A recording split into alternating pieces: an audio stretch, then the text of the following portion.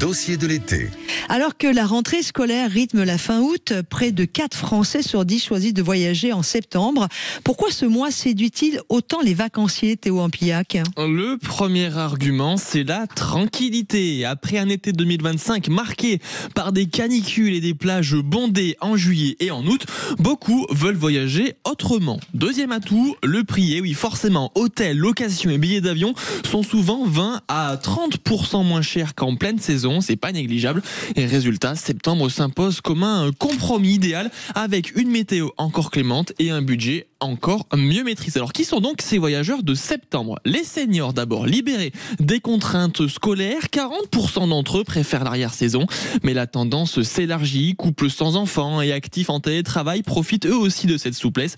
Conséquence, septembre est désormais vu comme un deuxième mois d'août. Et alors, quelles sont les destinations phares ? En France, les régions dites refuges climatiques tirent leur épingle du jeu. C'est par exemple la Bretagne, la Normandie, le Cotentin, etc., etc. Et à l'étranger, le sud de l'Italie, la Grèce, le Portugal ou les Baléares prolongent leur saison avec une mer chaude, un ciel bleu et des sites culturels moins encombrés. Et si vous faites partie de ceux qui préfèrent partir hors saison et particulièrement là en septembre, alors évidemment vous allez me dire c'est normal Laurence, il ne faut plus avoir d'enfants scolarisés, certes, mais venez nous raconter au 0826 300 300 pourquoi vous décidez plutôt de partir sur cette période de l'année. On est en dernière semaine avant la rentrée scolaire et vous allez peut-être partir ce soir ou ce week-end. On va en parler avec nos invités. Nous avons Nicolas Daillot qui est président de la Fédération nationale de la tannerie de plein air et qui gère en plus 2 campings. Bonjour Nicolas. Bonjour. Et puis nous avons également à vos côtés Didier Arinaud qui est le directeur général de ProTourisme. Bonjour Didier. Bonjour. Alors vous êtes un peu loin, on va essayer de faire en sorte que le son soit meilleur. Didier Arinaud, présentez-nous ProTourisme déjà. Alors, ProTourisme est un cabinet conseil dans le secteur du tourisme et une de nos activités est d'observer le comportement de nos concitoyens, mais aussi des clientèles étrangères pour leurs vacances et de pouvoir conseiller les acteurs du tourisme, qu'ils soient publics ou privés, aussi sur des études de marché, des études de faisabilité et surtout pour s'adapter aux attentes des clientèles. L'idée, c'est d'améliorer le parcours client. L'idée, c'est aussi de rendre notre offre française beaucoup plus attractive. Alors, on a les chiffres, en tout cas, qui sont parus. Alors, ça, c'est les chiffres que Opodo, je les ai trouvés. A priori, on a une recherche de vacances pour le mois de septembre. Aurait bondi de 9% en 2025 par rapport à 2024. On a 27% des Français, ça, c'était une information que j'ai trouvée sur Tourmag, qui prévoit de partir en septembre contre 34% en août. Et puis, nous avons également plus de 37% des Français qui privilégient le mois de septembre parmi les mois préférés pour partir. Ça, c'est un chiffre que j'ai trouvé sur Ipsos. Est-ce que vous confirmez ces chiffres, Didier Arinaud ? Alors, le mois de septembre, grosso modo, c'est 12% à 14% de la fréquentation touristique. C'est très éloigné de la fréquentation du mois d'août ou du mois de juillet. Mais c'est vrai que depuis quelques années, on voit une progression de ce mois de septembre. À cela, plusieurs raisons. D'abord, on sait l'importance du rapport qualité-prix pour nos concitoyens dans un cadre où les prix ont beaucoup augmenté dans le secteur du tourisme. Ils ont même augmenté de 27% en 4 ans et le pouvoir d'achat de nos concitoyens n'a pas augmenté dans les mêmes proportions.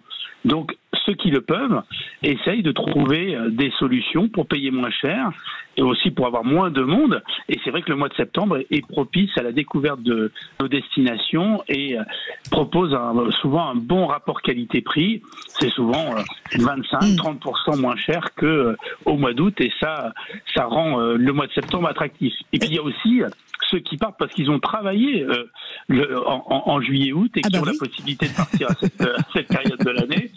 Et comme ça a été indiqué, il y a aussi tous ceux qui n'ont pas les contraintes scolaires ou les contraintes du travail. Et ceux-là, ce sont avant tout les retraités, mais pas seulement. On a aussi de plus en plus de jeunes adultes, sans enfants qui partent à cette période de l'année. Ils ont souvent assuré la permanence parce que leurs collègues voulaient partir en juillet. C'est tout à fait normal. Et eux profitent de ces périodes pour pouvoir s'évader. Et c'est vrai que depuis quelques années, la météorologie du mois de septembre était quand même très agréable. Ouais, tout à fait. Très agréable. Didier, et ce qui qui permet aussi à ces vacanciers de septembre de pouvoir profiter au maximum d'une météo supplémentaire. Alors Didier, je vais donner la parole aussi à Nicolas Daillot parce que je voudrais savoir si cette tendance dont vous nous parlez, hein, vous qui êtes directeur général de ProTourisme, Nicolas Daillot, vous qui êtes président de la Fédération nationale de l'hôtellerie de plein air, se retrouve effectivement dans ce qu'on appelle maintenant l'hôtellerie de plein air, ce qu'on appelait les campings avant. Hein. Qu'on appelle toujours les campings. D'ailleurs, les deux vocables sont totalement synonymes. Didier a tout dit. En réalité, avec peut-être quelques petites différences, quelques nuances dans le monde du camping, c'est vrai que le mois de septembre est l'un des mois depuis 15 ans, quand on regarde les chiffres de l'INSEE, qui a le plus progressé. On est autour de 11% à peu près des nuitées globales de la saison d'avril à septembre. Alors c'est vrai, à comparer aux 38% du mois d'août, hein, le mois d'août à lui seul pèse 38% de la fréquentation touristique des campings français. Ça reste quand même le mois le plus fort. C'est de très loin le mois le plus fort. C'est vrai que le mois de juillet est un petit peu perdu. Par contre, le mois de septembre a connu un des surcroîts de nuitées les plus élevés pour toutes les raisons évoquées. Alors, il y a quelques petits segments de clientèle propres au camping. Parce que chez nous, finalement, on constate d'une part que le premier contingent de clients au mois de septembre, ce sont les retraités, évidemment, avec deux profils principaux. Ceux qui louent plutôt un hébergement, un mobil-home, un chalet, une roulotte sur place. Et puis tous ceux qui ont plutôt un camping-car. Parce que c'est vrai qu'en septembre, il y a peu de retraités qui utilisent la tente, c'est plutôt les familles, mais la France est le deuxième pays d'Europe pour le camping-car. Alors c'est aussi bien le camping-car classique, ça peut être le fourgon aménagé, ça peut être le van, ça peut être aussi des éléments nouveaux. Vous savez qu'il y a des formes émergentes de camping qu'on appelle notamment la van life en particulier. On en a parlé sur l'antenne de Sud Radio en début de semaine, on recevait lundi quelqu'un qui est parti en van life, oui. Ah bah donc vous êtes expert du sujet désormais. Après, il y a quelques petits segments complémentaires. Il y a évidemment les familles qui ont des enfants qui ne sont pas en âge d'aller à l'école, hein, qui ont moins de 6 ans. Alors c'est un tout petit segment, mais c'est un segment quand même. Et puis, et c'est une bonne nouvelle parce que les campings français, depuis quelques années, comme ils ont beaucoup amélioré leur offre et leurs prestations, arrivent à attirer plus d'étrangers. Il y a des étrangers en Europe. On pense toujours évidemment aux Allemands du Sud. Les deux gros lenders du Sud, que sont le Bade-Wurtemberg et la Bavière, rentrent à mi-septembre quasiment.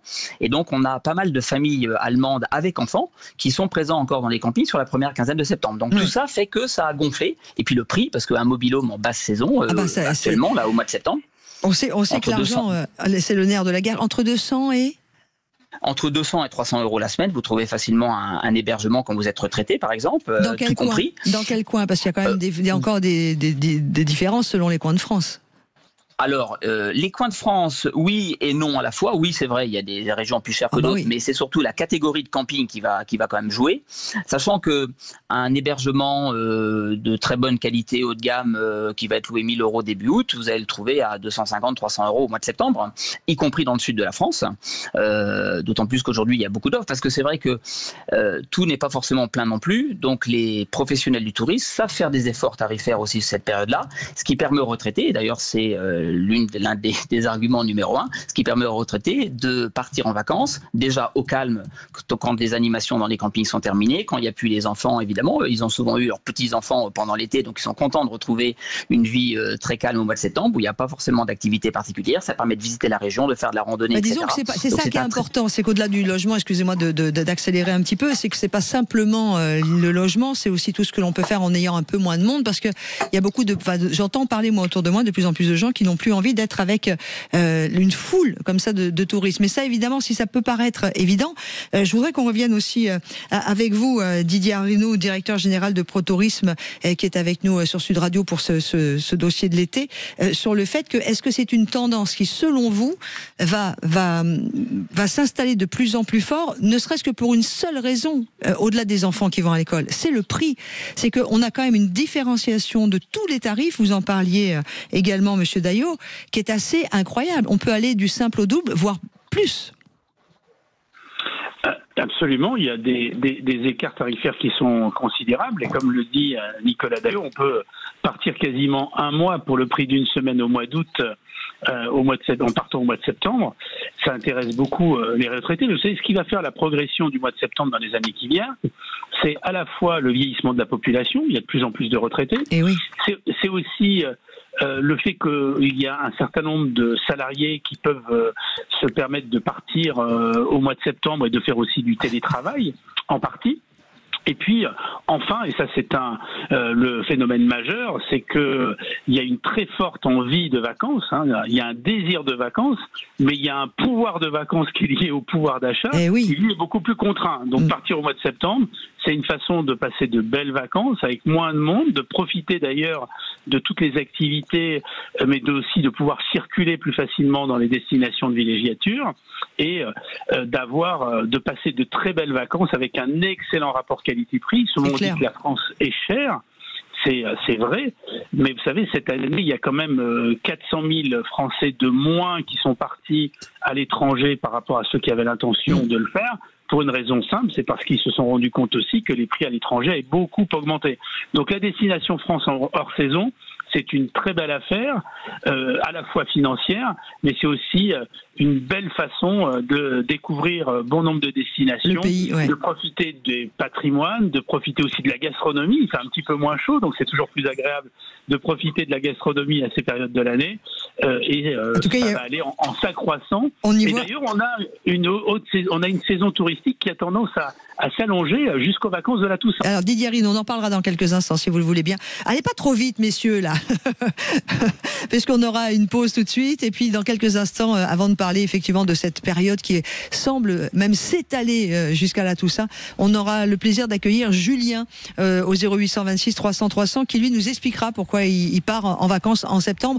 Vous pareil, n'hésitez pas, rejoignez-nous au 0826 300 300 sur Sud Radio. N'hésitez surtout pas à venir nous retrouver pour parler de vos vacances.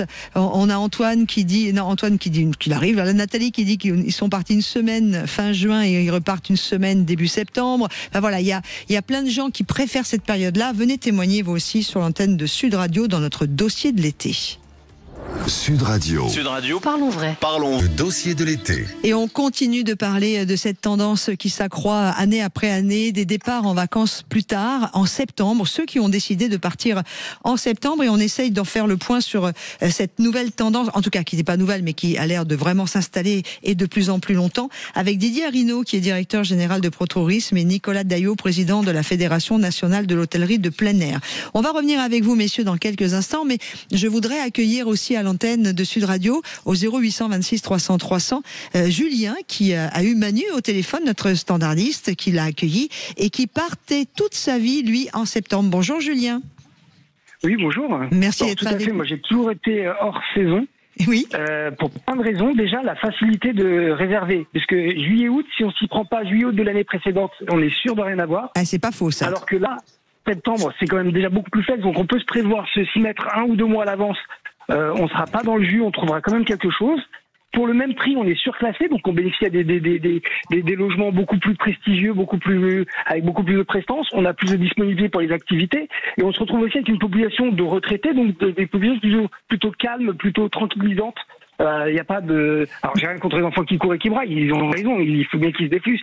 Mais pour se reposer en vacances, c'est pas forcément le plus plus pratique. Et c'est ces raisons qui me font que j'ai toujours préféré partir en septembre ou en juin. Vous avez dit quelque chose qui n'a pas encore été évoqué depuis le début, quoi, un petit peu plus ou moins, mais pas dans ces termes-là. C'est que vous êtes aussi parti en septembre parce que c'est facile de se décider au dernier moment quand on veut partir au septembre sur la destination. Exactement. Et de trouver un logement. Et ça, c'est quelque chose d'assez pointu dans ce que vous dites, parce que c'est une évidence que pour certaines régions de France, trouver des logements en plein mois d'août, c'est compliqué, plus évidemment le tarif, ça c'est clair. Vous qui partez en septembre, vous avez fait une différenciation de tarifs? Vous avez fait un peu une étude là-dessus? Ah bah complètement, c'est du simple au triple. Là, je vois, on a eu un mariage en Bretagne. On a regardé les tarifs, on a regardé sur le Bon Coin les tarifs qui étaient de base à partir de, ça a commencé à partir de 44 € la nuit. Et je vais vous donner l'explication. Là, mois d'août, il y avait plus de disponibilité, mais les tarifs c'était du 240 € la nuit. Waouh! On est passé de 40 à 240. De 44 à 240 € pour le logement qu'on avait. C'était le plus près du lieu de mariage qu'on avait. Et c'était le plus pratique pour nous. Donc du coup, on a renoncé. On a loué un camping-car du coup. Ah bah vous avez bien fait. Réaction Didier Arinaud et Nicolas Daillot. Didier Arinaud, la réaction sur le témoignage de Julien et sur cette évidence. C'est vrai, quand on part en septembre ou en octobre, en fait, on a moins de difficultés pour trouver un logement disponible. Oui, évidemment. D'ailleurs, on a de plus en plus de facilité quand même dans notre pays à trouver des logements disponibles, y compris en plein été. Il y a véritablement que le cœur du mois d'août qui est extrêmement chargé. On l'a vu au mois de juillet, mais effectivement, non seulement il y a de la disponibilité, mais il y a aussi des prix qui sont beaucoup plus attractifs, et c'est ce qui fait le succès du mois de septembre. C'est vrai que vous avez raison, puisque maintenant, avec tout le développement de tout ce qui est Airbnb, entre autres, on a une offre d'hébergement. Il y avait des gîtes avant, mais il y a de plus en plus de gîtes, de maisons d'hôtes. C'est quelque chose qui, là aussi, se précise ? Il y a un développement très fort de tout ce qu'on appelle la location de meublés. Typiquement les appartements ou les maisons qui sont loués. Alors on parle beaucoup d'Airbnb, mais aussi d'autres formules. Il y a Gîtes de France, il y a que les vacances, il y a énormément d'opérateurs qui proposent ces locations de meublés.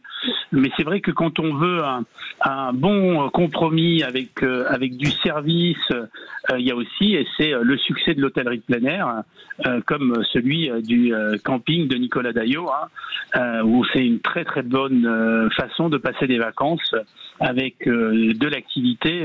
Par exemple, le camping de Nicolas Daillot, de la plage de Tréguet, il est en bord de plage. Donc c'est vraiment une situation idéale.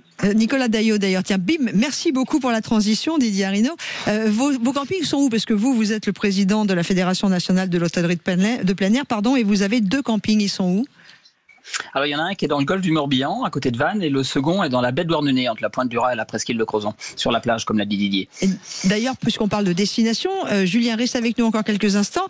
Est-ce que, Didier Arrino, on a des destinations qui sont privilégiées pour cette arrière-saison, qui est septembre et octobre, pour ceux qui partent plus tard? Est-ce qu'il y a la Provence est privilégiée, la Corse, la Bretagne? Quels sont les coins de France qui remportent un vrai succès à cette période de l'année?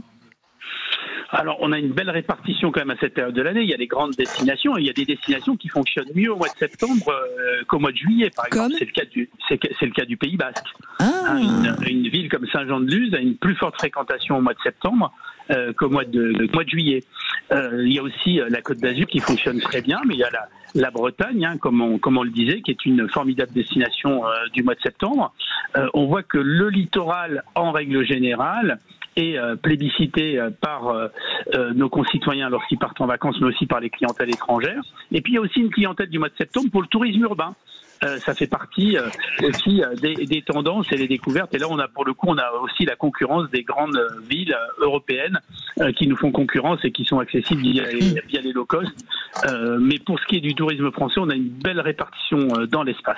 C'est top. Julien, avant de vous laisser passer une belle journée, vous ne partez pas cette année en vacances, malheureusement, au mois de septembre, avez-vous dit à Manu? Oui, tout à fait, puisque j'ai un enfant qui a 3 ans et qui rentre à l'école, donc ce plaisir-là est malheureusement en difficulté. Mais on trouvera des arrangements avec les tatas pour qu'elle vienne garder la petite pendant ce temps. Alors, ce que je vais dire n'est pas bien, mais ça sera juste sa première année, c'est ça? Oui. Ouais. Bon, moi je connais pas mal de mes amis qui sont jeunes parents. La première année, la toute première année de maternelle, ils s'octroyaient quelques libertés de partir quand même un peu hors vacances scolaires. Mais bon, c'est pas bien ce que j'ai dit. Non, c'est pas bien, pas pour la rentrée. Non, Quentin, mon réalisateur, me dit non, Laurence, pas pour la rentrée. Je n'ai pas parlé de la rentrée, Quentin. Mais par exemple, la Toussaint, on peut la prendre un petit peu avant ou un petit peu après. Revenons avec vous, Nicolas Daillot. La Bretagne, m'a-t-on dit, et mon petit doigt a toujours raison, a vraiment beaucoup apprécié cet été très chaud, et vous avez été complet tout le temps en Bretagne pratiquement pour cet été 2025. Alors ça a été vrai sur le mois d'août. Par contre, sur le mois de juillet, parce que les Français nous ont fait défaut, en réalité, ce sont les étrangers qui ont permis de sauver le mois de juillet pour les campings qui ont la chance d'avoir justement une proportion importante d'étrangers. Mais en fait, ça a été bien meilleur que l'année dernière, évidemment, puisqu'on est à plus de 3% de hausse. Ça, c'est une bonne nouvelle. Sachant que l'année dernière, on avait perdu 6% de fréquentation parce que l'année avait été très humide. Ça faisait longtemps qu'on n'avait pas eu une année aussi humide. Oh oui. Donc l'année 2025 a été vécue comme une bénédiction par les professionnels du tourisme. Évidemment, on est content d'avoir retrouvé ce niveau d'activité, mais on ne retrouvera pas pour autant sans doute, alors sauf si le mois de septembre vraiment cartonne jusqu'au bout, le niveau de fréquentation de 2023 qui était notre record historique. Je pense qu'on va être entre les deux, entre l'année dernière et l'année précédente. Et les gens sont venus chercher la fraîcheur, j'imagine, parce qu'il a fait très beau en Bretagne, mais avec des températures totalement agréables. Et clairement, tout à fait. Alors on le voit, de toute façon, quand vous regardez la fréquentation touristique des campings français depuis une quinzaine d'années, vous apercevez que la moitié nord, donc le Nord-Loire, progresse 2 fois plus que la moyenne nationale. Ouais. Ce qui ne veut pas dire que le Sud sera vidé dans les années qui viennent. Le Sud restera le champion parce que le Sud a les plus grosses capacités d'accueil. Je rappelle que les 4 régions du Sud de la France font à elles seules 2/3 de la fréquentation annuelle des campings. Wow. Donc il y a encore de la marge pour que le Nord les dépasse. Mais la moitié Nord, c'est vrai aussi pour les Hauts-de-France, qui est l'une des régions de France qui a le plus progressé ces dernières années. C'est vrai pour la Normandie. Curieusement, les Pays de Loire sont un peu en retrait, mais grosso modo, oui, la moitié nord s'en est bien tirée cette année du fait des belles températures. Pour conclure notre sujet, Didier Arinaud, vous le disiez, vous qui êtes directeur général de ProTourisme, la tendance des départs en vacances hors saison à partir de septembre, ceux qui préfèrent partir après la vague de tous ceux qui partent en juillet-août, a tendance, c'est pas le cas de le dire, d'aller jusqu'à la Toussaint. Et oui, alors pour la peine, le réchauffement climatique et l'augmentation des températures favorisent des départs à ces périodes de l'année, justement qui sont moins chaudes, et on a effectivement un étalement de la fréquentation de plus en plus forte sur ces périodes, au grand bonheur aussi des destinations qui, que ce soit des stations balnéaires ou que ce soit des espaces géotouristiques, on voit bien qu'il y a des propositions de plus en plus fortes avec des commerces qui restent ouverts plus longtemps. Vous savez, l'activité touristique est un complément indispensable de nos territoires et heureusement d'ailleurs qu'il y a cette activité touristique, ça permet justement au commerce de rester ouvert, aux animations d'être mises en œuvre par les collectivités. Et puis, il y a de plus en plus aujourd'hui de séjours thématiques qui se développent à ces périodes de l'année, qu'on soit fan d'activités sportives ou alors d'activités culturelles. Et c'est la grande force du tourisme français, c'est d'avoir des patrimoines au sens large tout à fait extraordinaires, et ça vaut la peine de découvrir nos belles régions. Quand on est du Sud, d'aller en Bretagne, on est breton, d'aller dans les destinations du Sud. Mais vous savez, on a beaucoup entendu que les gens recherchaient les destinations du Nord. En été, les gens ils veulent avant tout du soleil. Et les destinations qui ont fonctionné cet été, ce sont les destinations où il y a de l'eau, les destinations du littoral, les destinations des zones de lac. Quand on entend la chaleur a défavorisé les destinations du Sud, non, ça a rééquilibré les réservations.